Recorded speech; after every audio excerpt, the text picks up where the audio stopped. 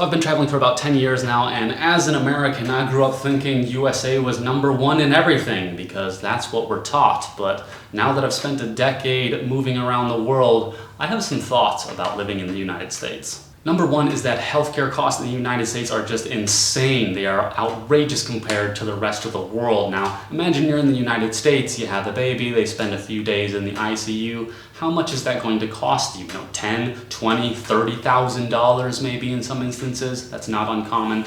But my daughter, who's half Chinese, was born in Hong Kong. She spent 2 days in the ICU there, and guess how much that cost us? Zippo. Cost us nothing. It was totally free. It's just part of their healthcare system there. And if you start thinking that, oh, it's a Chinese healthcare system and it's not as good as the United States, well, that's just not true because Hong Kong was owned by Great Britain. A lot of their stuff is highly westernized. A lot of their doctors were trained in Great Britain, for example, and so you're getting the exact same level of care for a fraction, if anything, of the cost. I've also had to use healthcare services in other countries for like dental exams, for example. I was able to take my daughter and myself to get our teeth cleaned in Colombia. That cost like $36 for both of us. Perfect professional clean with English-speaking dentists. There was one time that I was in Costa Rica and I rolled my ankle really bad playing basketball. I had to go to the hospital, I had to get x-rays, I had to get shots. It cost me $100 out the door. Next is that public transportation in the United States is just a joke. Now, one of the reasons for this is that because way back in the day, Ford bought up all the trolley systems and things like that in all the cities around the country and just tore them out, made it so everyone had to have a car. It was the only way you could get around the United States. Good business decision for him, but kind of screwed the rest of us in terms of public transportation.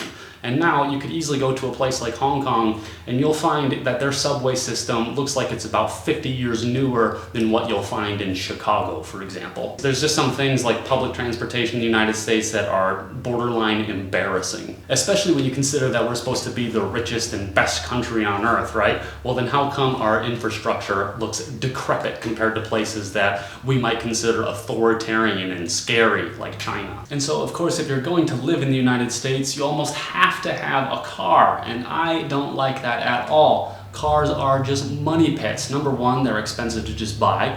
#2, you have to put insurance on them. You have to change the oil in them. You have to maintain them and upkeep them, and it's just a huge liability every month. Imagine if you even have a car payment. It could be $200, $300, $400, $500 a month for a car payment.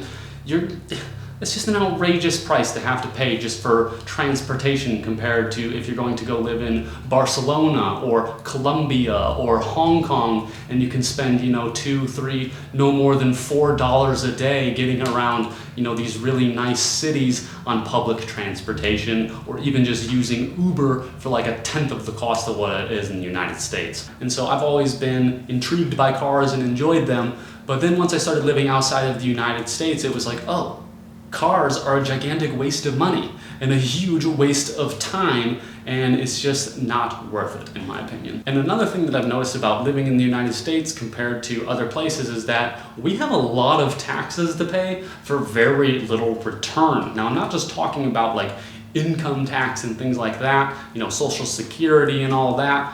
Of course, that stuff adds up, but you might not even notice it as it's coming out of your paycheck. But again, there's also just like sales taxes on stuff. You go to another country and there's a price listed and you go to pay for it and you actually pay the price listed. You don't, like for example, in Michigan, get another 6% added on top just for buying something. So every time you're making a purchase in the United States, you're getting taxed on it or even double and triple taxed on it.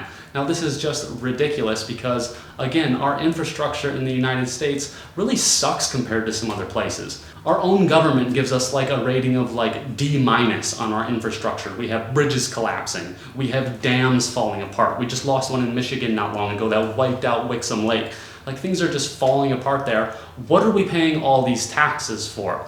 Who knows, man, because that's obviously not going into our infrastructure and it's not coming back to us as people. Now, me personally, I would much rather live in another country where I don't have to pay all those taxes on things, where they're not taking all of my income, where they're not putting a 6 to 8.5% charge on top of everything that I buy. It just seems like such a waste of money when you've lived outside of the United States to be paying all of these taxes for such little return on them. Another thing I've found, and this is coming from someone who, grew up in the countryside. I got my first shotgun for like my 12th birthday or something like that. Been hunting since I was a kid. Still enjoy weapons and things like that. But the culture in the United States around guns and around arms is really kind of frightening in many ways. I mean, people might say like, oh, you don't want to go live in Medellin, Colombia because it's so dangerous and there's so many shootings. Well, I lived in Medellin, Colombia for 5 months, never saw a gun, never heard a gun. The only country where I've ever seen or heard random gunfire is the United States, and I've lived in places like Nicaragua, Colombia, Thailand, Vietnam, China, all over the world, and I've never had any problems with any kind of gun culture problems like that at all. Now, compare that to when I was living in Orlando in 2008, for example, and I was woken up at like 3 in the morning by gunshots erupting, and it just woke up everyone in the building. Now, stuff like that is actually terrifying, and that's what actually happened in the United States. Obviously, we always have the mass murders over there. And one of the big things I've noticed about living in the United States that really sucks about living there is the political culture. And really, the country is just going to rip itself apart. And the media is obviously to blame for this. They constantly feed into the division. They constantly feed into the fear. They're constantly trying to tear you apart from your neighbor. And they want you to fight over the dumbest things, Dr. Seuss, something like that. We want to argue about that crap. Like, come on. We're all Americans in the same boat. We don't need to argue about such stupid social stuff when we're all trying to just live our lives happily.